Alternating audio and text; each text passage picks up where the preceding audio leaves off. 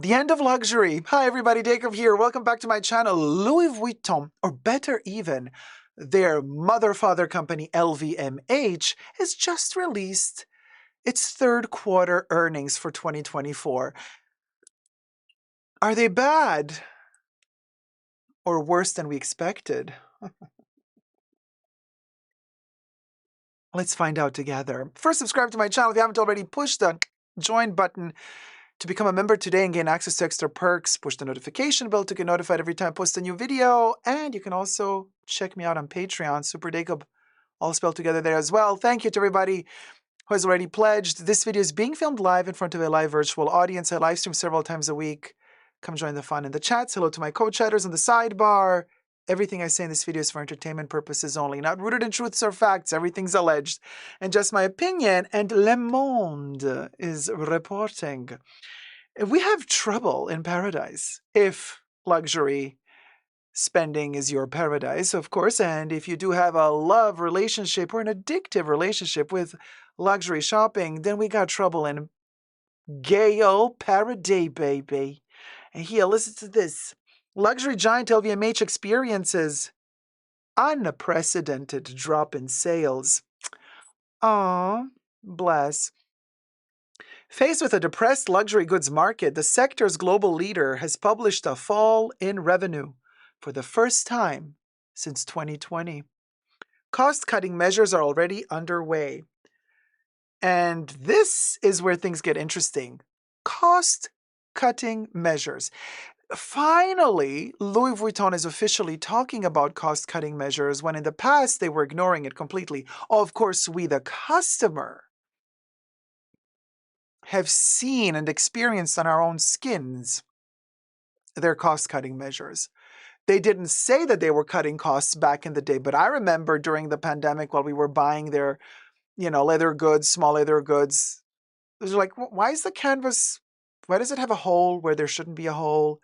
Why is the vaqueta leather porous when it should be all compact? Why is one handle looking like this, the other like that, if it's two handles of the same bag? Like I noticed, I had to return products that the quality was not there anymore. But they keep upping the prices. They kept upping the prices. Every couple of months, they kept upping the prices. I'm like, so why are we paying more and more and more for less and less and less? So we saw the writing on the wall. We saw this luxury recession coming. They were greedy enough to not want to do anything about it. They thought, as long as these suckers keep shelling out all the coin, we're going to milk them for whatever they're worth. Lose us while we're going to laugh our ways to the bank. And that's what they kept doing for years and years and years. Now, we have tightened the belt. We have zipped up our wallets. We have clipped them closed. And we're done. We're done.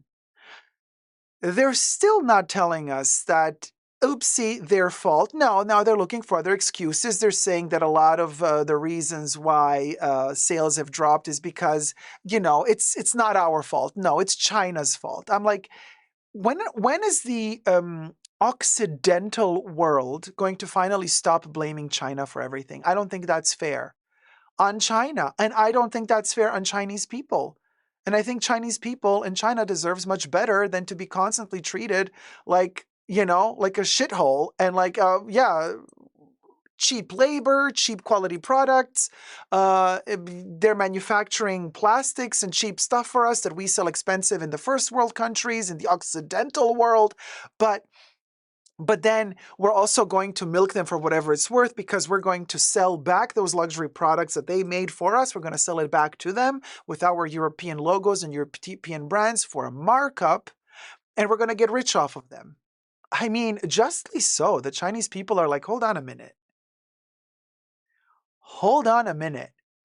How dumb do you think we really are? Because this is... You guys, this is the story. I mean, the narrative that they're trying to portray, that LVMH is trying to portray, is literally saying, it's not our fault that sales are dropped. The problem is the Chinese government isn't really pushing through the stimulus. the project, the stimulus that they had for the economy, you know, to pep up the economy. They like promised that they're going to go through with the stimulus thing so that the Chinese folk would buy again, but they didn't go through with it. So that's why our sales are, no, honey, your sales are not dropping because how dare the Chinese not buy your stupid product? No, your sales are dropping because you're a greedy mofo who keeps upping prices, keeps reducing quality, allegedly, and here you are. And here you are. And you still can't take accountability. You still don't want to take accountability for your own shortcomings. Instead, now you're blaming an entire country for your shortcomings, for your greed, because that's what I read between the lines. That's why we have the end of luxury. Call a frickin' spade a spade. I'm so sick and tired of these CEOs because we're going to get to it. I have 2 articles here that talk about the same shit. We're going to get to these Oompa Loompas from these companies, you know, giving interviews, being quoted for saying, you know, no, because we're still going to run things our way. We're still going to do this way because we know how it's done. And like, and the Chinese people will, you know, start reasoning again and they're going to start spending again. I'm like, if I was Chinese and I found out all of this is going on, oh, the hell would I ever buy from these brands again? Because I would not only feel scammed, but I would also feel as if they are mocking me, bullying me, not just scamming me, but laughing in my face, brainwashing me to think that their products are better than me, that their products are better than my culture, that their products are better than anything I could ever come up with or manufacture on my own or within my country with other manufacturers from my country. When in reality, all of those European brands, most of them are actually manufacturing in my country, if I were Chinese, but are then stitching the last button in Italy or in France and calling it made in France or made in Italy, and then exporting it into China for an upcharge and selling it to me as if it were made in Europe and as if I have to feel obliged to pay a markup because obviously the brand name is what's worth it. No, it's not worth it. Since August, Louis Vuitton's subcontractors have also been anticipating the fall. Now, first of all, workers at Louis Vuitton workshops are in no way surprised by LVMH's third quarter setback. For weeks, handbags have been piling up in our warehouses without being shipped. And management is forcing us to take our vacations right now to reduce production, said a concerned staff representative at one of the 18 French factories of the LVMH Group's flagship brand. Since August, Louis Vuitton's subcontractors have also been anticipating it. Several experienced a drastic reduction in the number of hours the manufacturer buys from them to produce its models. At one of these subcontractor factories, the Louis Vuitton contract reduced drastically in just a few months. They used to, so they calculated for 2024, they buy hours for the subcontractors, factories. They calculated 400,000 to 450,000 hours that they would purchase from the subcontractor factories in 2024. Now, those 400,000 to 450,000 hours have been reduced to 350 to 390,000. So we dropped from 400 to 350, basically. That's a lot of hours less. That's a lot of people without work.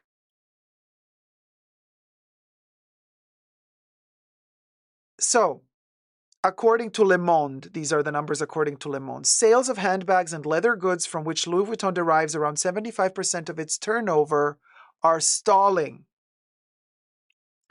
These rare measures respond to an exceptional situation. For the first time since the COVID-19 crisis, global sales for the luxury goods group, the world's number one in the sector, fell by 3% in the third quarter of 2024. following weak gains of 1% in the second quarter and 3% in the first quarter, according to data released by the group on Tuesday, October 15th. These figures fall short of the quarterly forecasts set by financial analysts, with most expecting stable business or even slight growth, and instead we had a fall of 3%.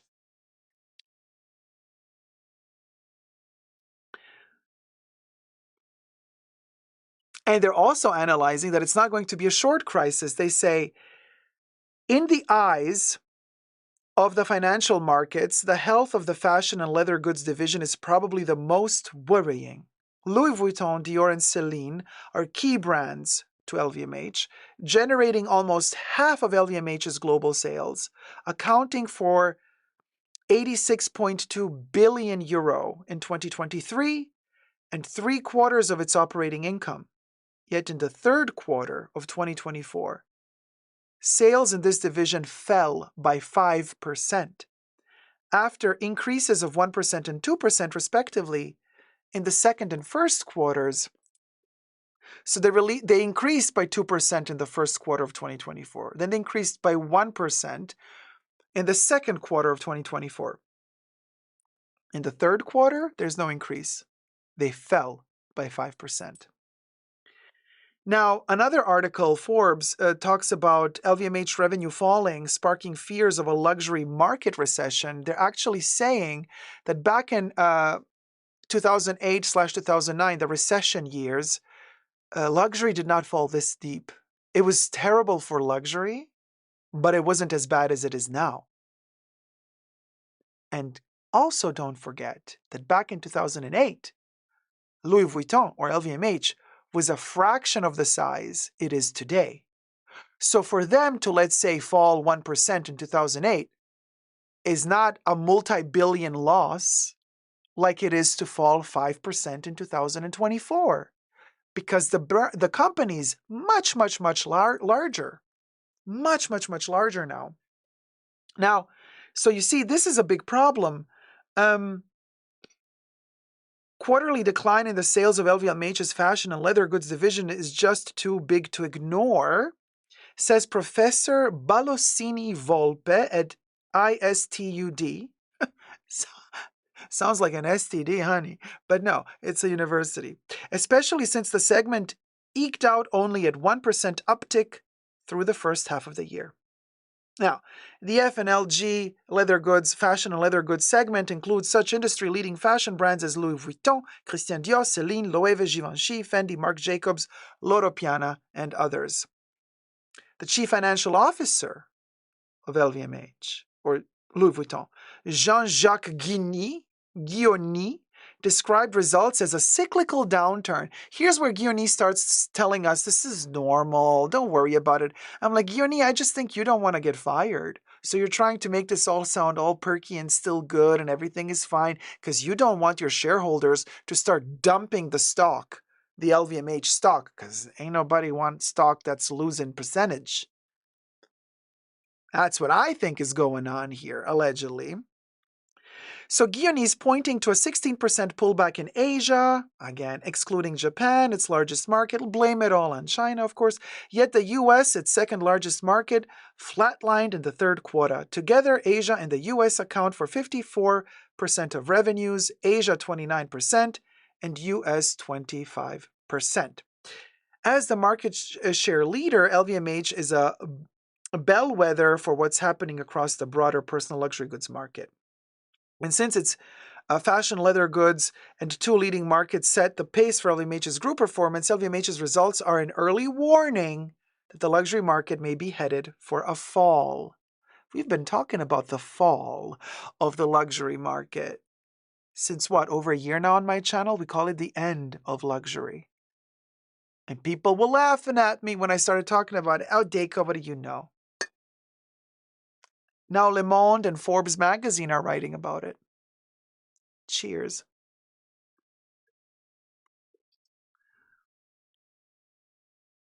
Interesting, isn't it? LVMH's results are an early warning that the luxury market may be headed for a fall as bad or potentially worse than what happened in the 2009 Great Recession, when the personal luxury goods market declined 8% according to Bain. It is now very likely that the personal luxury goods market as a whole will post negative growth, likely even throughout 2025, Bolsini Volpe predicts. The luxury sector continues to experience recessionary pressures as we monitor consumer confidence, TD Cowen reported in an LVMH earnings update, adding, it foresees further demand deterioration, particularly in China. In the recession year, LVMH slid by only 1% drop in revenues from 2008 to 2009, but it was a very different company back then, less than a quarter of its current size. And fashion and leather goods accounted for just slightly more than 1/3 of group revenues. Yet, its fashion and leather goods business stayed strong throughout the recession, growing 5% that year. Through the recession of 2008-2009, Louis Vuitton's fashion and leather goods grew by 5%. Now, they fell. Total of 3%, but I think they just mentioned 7 or 5% just for fashion and leather goods. It's worse than during the recession for them at the moment. Now TD Cowen warns a decline in the business is unfortunately uncharted territory. Of course, because it hasn't happened before. Unprecedented. Exciting. New times up ahead. This discretionary recession is different in that LVMH's seeming impact across wines and spirits, watches and jewelry, and fashion and leather goods all across the boards. They're selling less champagne, honey. They're selling less of everything. In the third quarter, wines and spirits were off 7%, and watches and jewelry down 4%. And while the company held up perfumes and cosmetics and selective retailing like Sephora, Le Bon Marché, Rive Gauche, La Samaritaine as strong performers, up 3% and 2% respectively in third quarter, both have experienced a sequential slowdown in growth this year, suggesting that a continued pullback may be ahead for the fragrant and beauty segments as well. Then there's a Bernstein luxury goods analyst called Luca Solca, who gave a sobering assessment of where LVMH, once the industry's shining star, stands now. Luca Solca says, we see LVMH as the weakest among the quality names. This is a Bernstein luxury goods analyst, Luca Solca, literally saying that they see LVMH as the weakest among the quality names. He goes on to say, we believe Richemont will be better and Hermès will be the best. That's all you need to know. But it goes on. China in the crosshairs. Now, China is a big question mark for the luxury goods market in general, and LVMH specifically. The Chinese economy is sputtering, and the government is working on a stimulus package to boost the economy. Guignoni from LVMH tried to put a positive spin on the news out of China during the earnings call. Let's see how LVMH is spinning. Let's see how they spin the spindle. Against this backdrop, he says, it is not particularly surprising to see softer demand for luxury goods, particularly considering where we were still growing double-digit in the second half of last year. So first he starts by saying, hey, we did great last year. I'm like, okay, I don't care. I got your stock this year. I don't care about your last. I don't care. Tell me what's wrong now.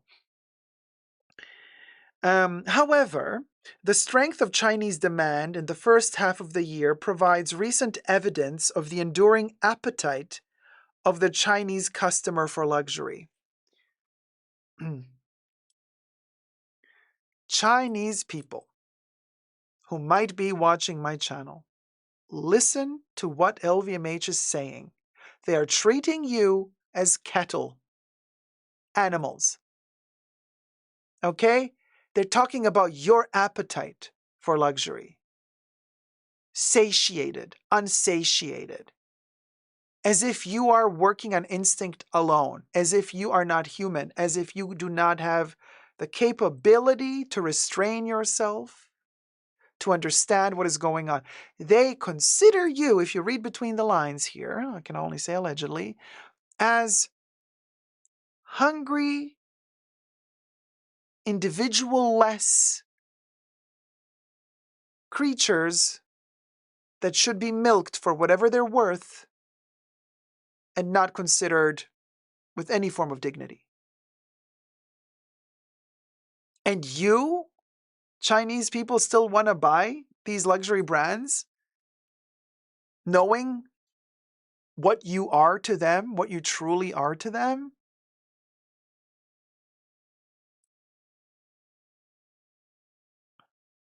However, the data challenges the claim of strength in China in the first half of the year, with Asia, excluding Japan, off minus 6% in first quarter and minus 14% in second. And Guioni forthrightly said, most of our markets currently face economic challenges, including mainland China.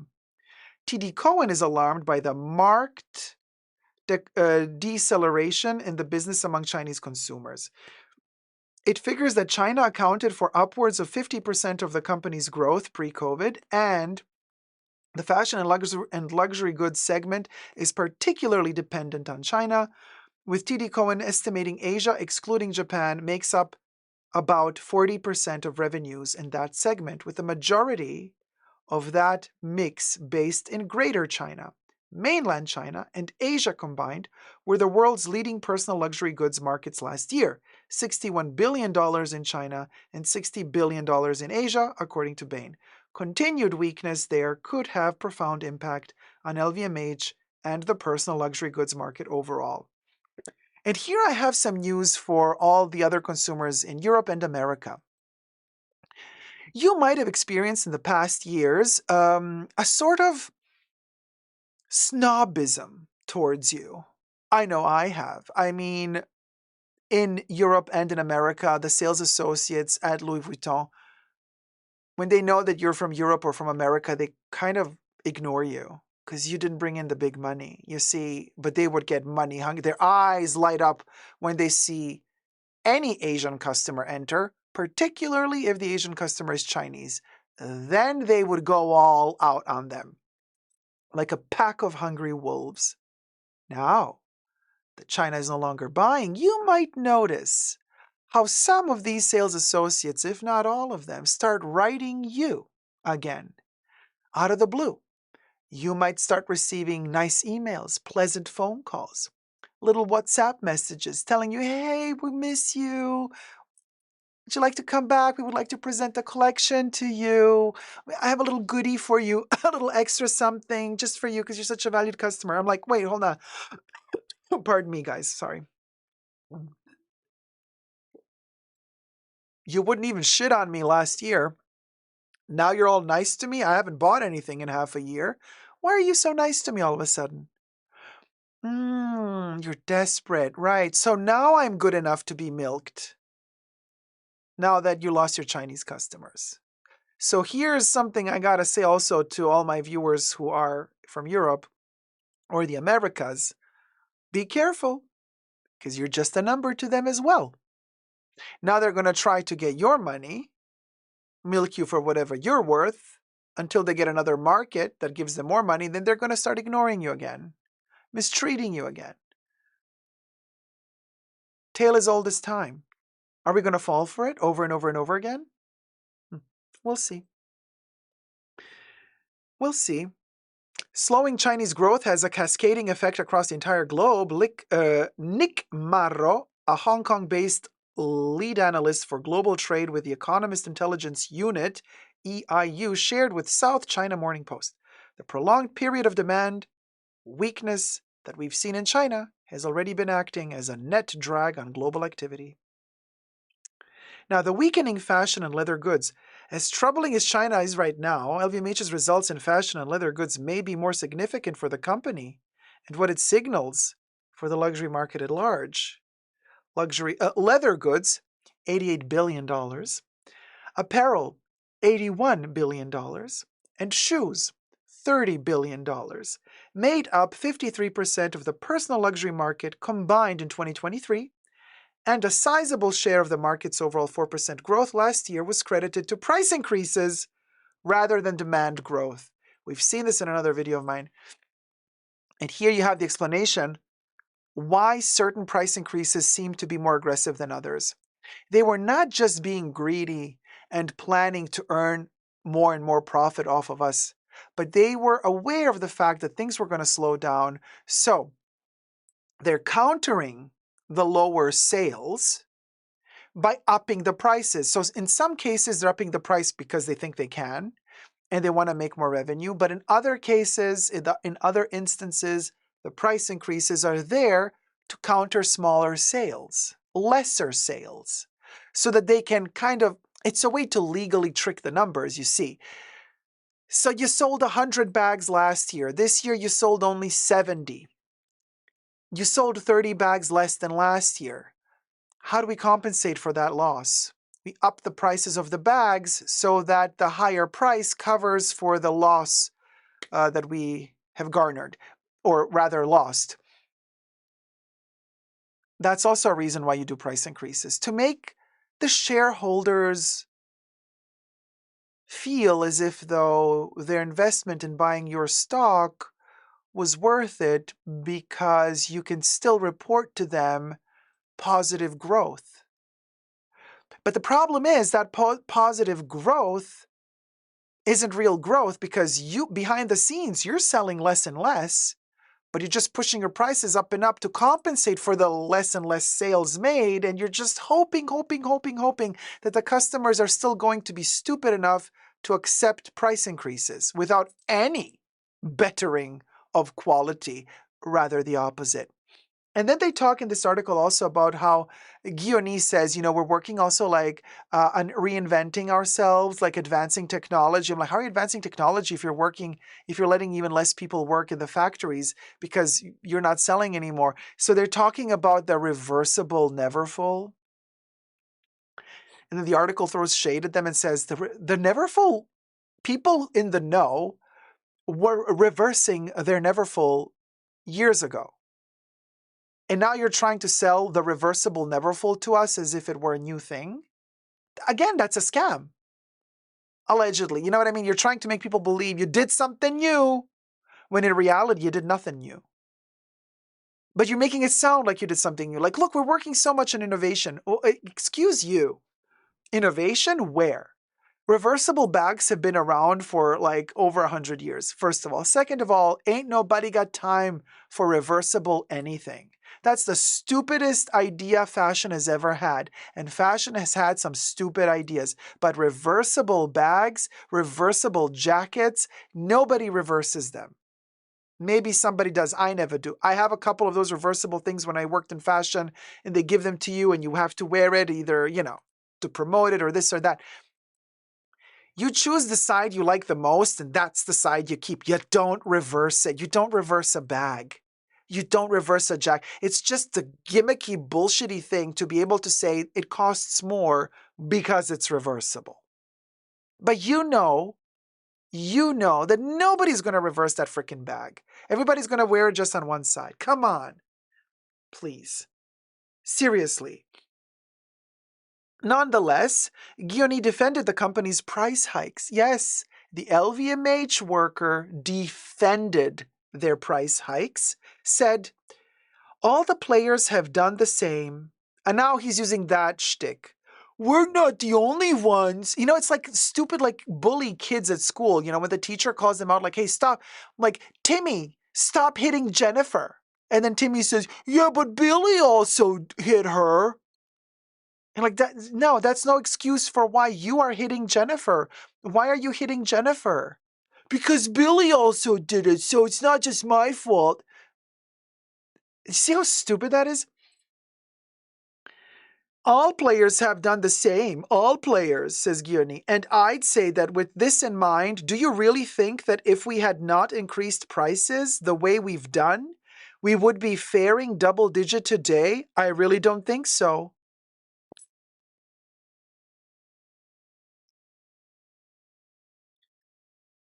He's literally saying, yeah, duh, we increased prices. You think we would have done profits if we didn't increase them? So that's why we did it.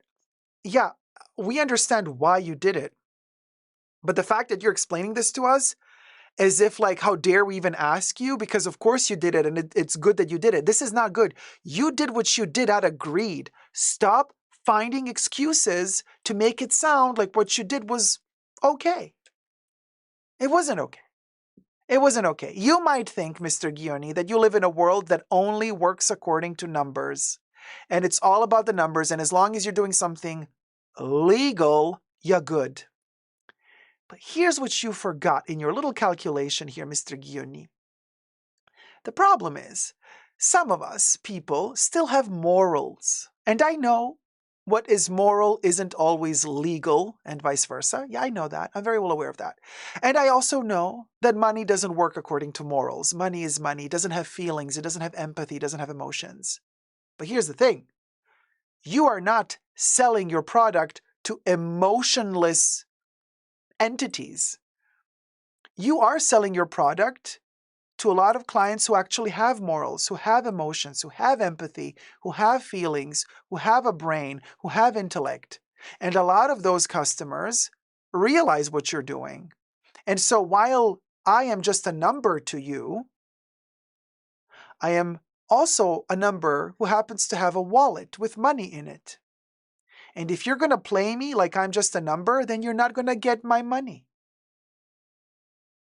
And if I don't give you my money, you're going to keep losing money.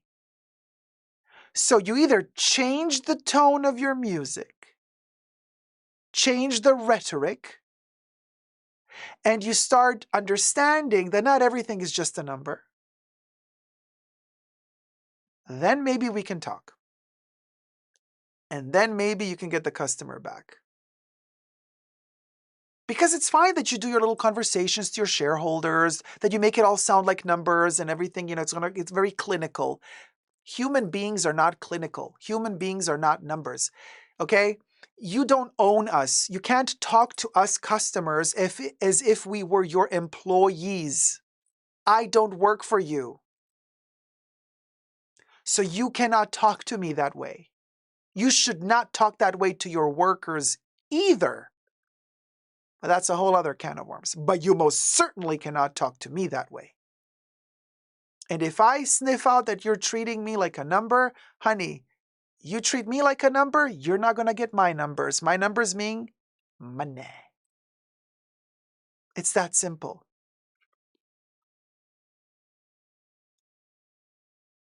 Yet 14% growth in fashion and leather goods last year went to minus 5% in the third quarter this year. Yes, this year, fashion and leather goods was up against high comparables from last year, but in third quarter, they weren't nearly as high as they had been in the first half of 2023, 20% versus 9% in third quarter of 2023. So fashion leather goods slowdown was already taking hold in the second half of last year, but they covered it up by increasing prices. Covered it up just a little bit. When customers realized that the same bag, here we get to the gist, and look, this is not Gioni talking. Now we have a professor of the School of Economy, Balosini Volpe, saying, when customers realize that the same bag doubled in price in less than 5 years with no explanation but greed, and at the same time they hear about subcontractors using underpaid illegal workers, looking at you, Dior, LVMH owned company Dior, they feel angry and fooled. Their sense of trust is broken, observed Volpini. I've been saying this since years. Here you have it, a professor also stating the same. And he's talking from a perspective of a human. He's saying trust is broken. That's a human condition. That's a moral condition. That's a human and moral condition, and those conditions do not apply for the mathematical equations of business and money that Gioni is talking about in his report for LVMH. Gioni said that the current decline in the fashion and leather goods segment is more demand-driven than offer-driven. However, However, to Balosini Volpe's point, luxury consumers' demand can be cooled by a lack of trust and what they perceive as an unjustified offer. Very well said. Going forward, Guioni indicated the company sees no reason for changing course. Rather, it will continue to do what it does best: luxury.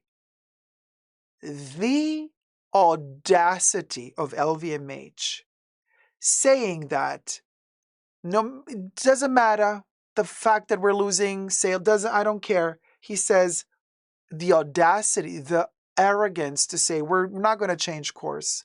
We're going to keep up with the price increases. We're going to keep up exponentially growing because we're going to do what we do best, luxury. You're the audacity. You're that arrogant. You really think that we, the consumer, are all going to continue thinking that what you're making is luxury? Honey, right now it's as trash as H&M. To me, in my opinion only. The offer in luxury has been the key strength over the years. I'm not saying that we neglect the pressure that we get from demand, but not necessarily with a view to change entirely the offer with a very short-term view, says Guioni. We will keep on the idea that we should stay faithful to what has been the recipe of our success over the years. No, you're not keeping up with the recipe that has been the success over the years for your company. The success of your company, first of all, were your travel leather goods for Louis Vuitton, which you're neglecting completely because you're pushing fashion now, because you're trying to push the expensive version of said leather goods, which were, mostly canvas pieces. You're discontinuing the canvas pieces because you think that they're too cheap. You want to raise yourself to the standard of Hermes, of Chanel pricing, which is ridiculous. You create canvas and some leather. But you don't want to do that anymore. No, now you want to be perceived differently. Well, that's your first mistake. So it's a lie. Okay, you're not keeping up with doing, like Guioni says, the stuff, your recipe for success. Your success was in good quality, sturdy, long-lasting travel luxury items and accessories. That's what you're famous for. That's your recipe for success. But you're changing that recipe and you think you can get away with it because younger generations don't know what your original success was all about.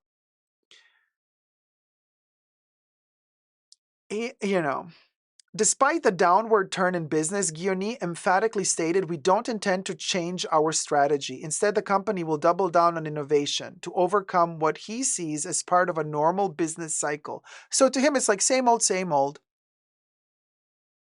Business as usual.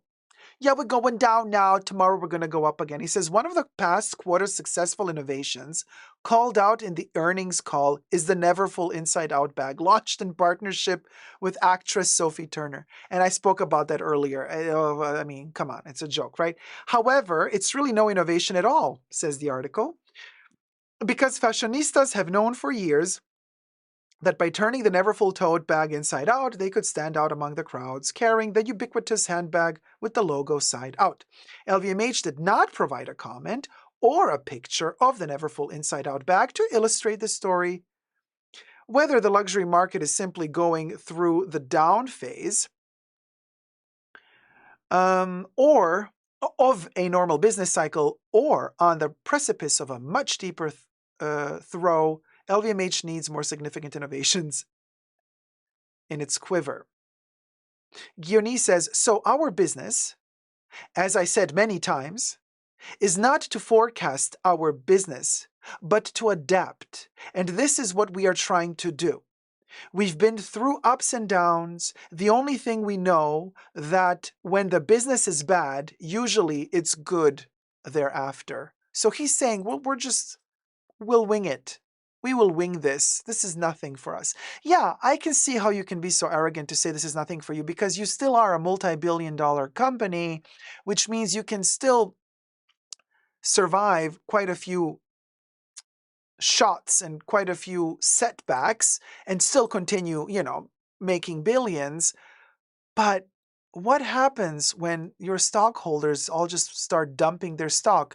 Probably what's going to happen is Bernard Arnault is going to buy the stock just to maintain face. If he buys back all his stock, you can manipulate the stock market like that, you know. Everybody's dumping their stock for $1.25. You're going to buy it all up. You're going to gobble it all up to kind of preserve face.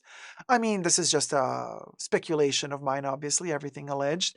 But either way, there's enough money in that company, and also Bernard Arnault has enough money to, you know, withstand certain setbacks such as this one. But don't forget, they're still analyzing and speculating that by, you know, through the end of 2025, things are going to start looking much better again. Now, that's where I think they might be making a big mistake. I don't think things are going to change that quickly. And especially, I don't think things are going to change if they keep acting so greedy, stubborn. Oh, we're not going to go down in price. In the meanwhile, Louis Vuitton suitcases are popping up at Costco. It's happened in the past. That's actually nothing new. But I wonder, are we going to see more and more Louis Vuitton stuff at Costco? And are we going to start seeing Louis Vuitton also at TJ Maxx? They're making more and more stuff, aren't they? But they're not selling. So where is all this inventory going to? France doesn't allow you to destroy surplus of product. What are they going to do? And you think I'm crazy that it's not on Costco? That there's no suitcase at Costco? Well, trust you me, there is. Let me show you a picture. This is the picture from Reddit user. I'm going to tell you right now. Lambda Boy X. Lambda Boy X has photographed this at Costco in the US for $2,999.99. Okay, $3,000 plus tax. You get the Horizon suitcase. Interesting that on the Louis website, this same suitcase is $3,400. So you're you're paying $400 less, more or less, okay? Give or take a nickel. $3,000 at Costco.